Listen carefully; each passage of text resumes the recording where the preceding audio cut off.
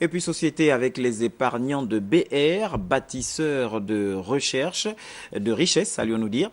Ces épargnants qui observent donc un sit-in devant la primature, ils ont finalement été reçus par le Premier ministre, chef du gouvernement, le professeur Daniel Onaondo, à qui ils sont venus exposer leur désarroi. Le compte-rendu de Charles Oganda Maganga, Olivier Antonio, la presse primature. L'affaire défraie la chronique à Libreville et à l'intérieur du Gabon.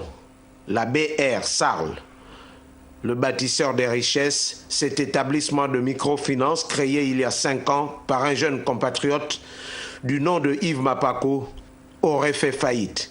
Se sentant floués et surtout sans un véritable interlocuteur depuis plusieurs semaines, les épargnants de la structure décriée ont été reçus ce mardi à la primature, où ils sont venus exposer leur désarroi au Premier ministre chef du gouvernement, le professeur Daniel Onaondo.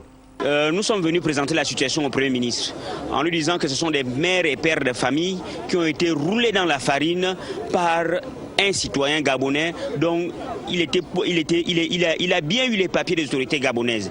Alors dans ce cas, l'administration publique est de même à régler cette situation. Visiblement ému, le Premier ministre a dit tout son étonnement devant cette situation qui interpelle à la fois la classe dirigeante, les autorités judiciaires, mais aussi les compatriotes floués par cet homme d'affaires qui aurait pris la clé des champs.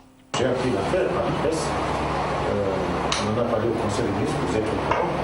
Le chef d'État n'est pas très content parce que ce que nous avons appris, on nous a d'abord dit qu'il n'avait pas de papier. Mais on se rend compte aujourd'hui qu'il avait des autorisations. Vous savez qu'en matière bancaire et financière, la COVAC doit donner un avis. Soucieux de préserver la stabilité et la quiétude des populations, le Premier ministre Daniel Onaondo, qui a pris la mesure du problème, a rassuré ses interlocuteurs de ce que le gouvernement prendra les mesures possibles pour que justice soit rendue et que les responsabilités soient déterminées.